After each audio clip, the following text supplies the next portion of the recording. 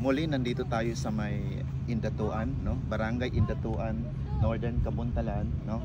Maguindanao del Norte, no? So, ulitin ko, ito ay isa sa mga rice producing municipality ng Maguindanao del Norte, no? So, kasama ko ngayon si Miss LB Bitonio. Siya yung focal person ng Next Gen project natin. Then kasama ko din ang ating partner dito sa project na to, no? Of course, yung project na to ay sa Next Gen project natin, of course headed by Minister Dr. Muhammad S. Yacoob, no? Siya yung pinaka head natin sa Ministry of Agriculture, Fisheries and Agrarian Reform, no? So nandito tayo para i-promote, no, yung mga makabagong varieties, no? So kung makikita natin, meron tayong variety dito na nasa 200 series, like yung 222 natin. Meron din tayong 500 series, no? 580, no? NSIC 580. Meron ding 100 series, no? Yung ginagamit ng mga farmers natin dito, yung NSIC Rice 128, no? So nasa 600 series na, no? Karamihan sa mga varieties na to ay nasa 600 series, no?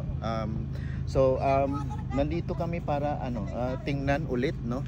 During planting nandito tayo, and heto ngayon nandito tayo para tingnan kung ano na yung performance nung mga varieties na to. So makikita niyo naman yung mga varieties na to, may mga medyo mababa yung plant height, then may mga varieties din na mas mataas. So ang pinaka-purpose natin dito ay maipakita natin dun sa mga farmers natin kung ano na ba yung mga bagong varieties. And yung presence ni Ma'am Maureen Antonio, actually siya yung partner natin dito sa Next Gen project, no?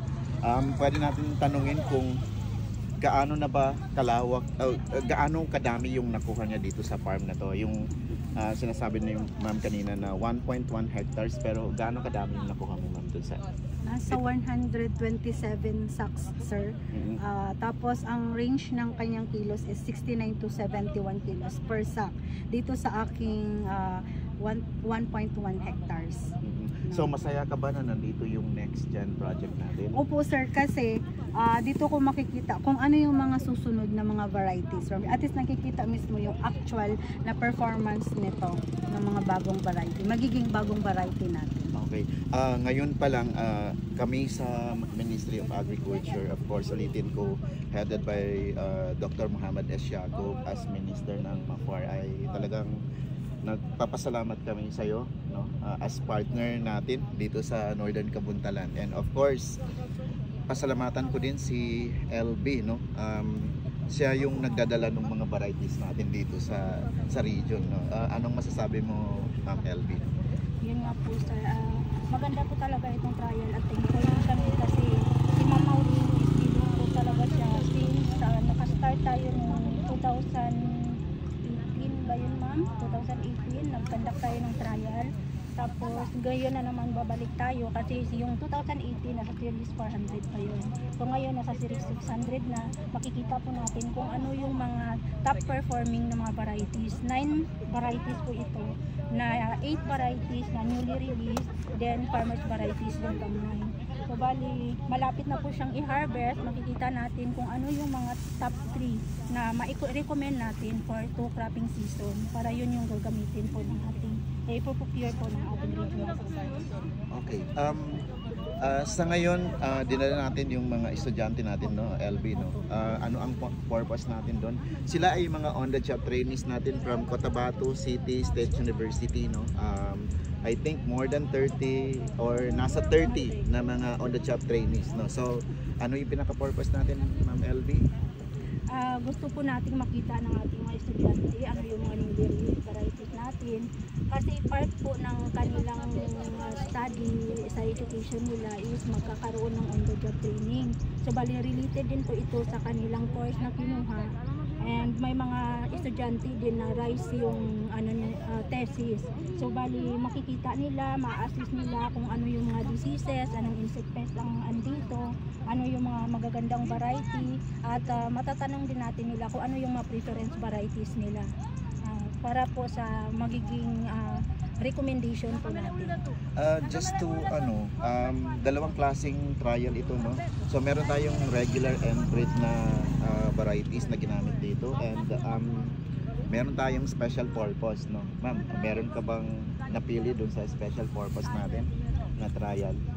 Yung doon sir sa special purpose, yung variety 128 is maganda siya, tsaka yung 218 yun, so far yun yung nakikita ko na nagugustuhan ko kasi maganda yung ng kanyang bunga. Okay.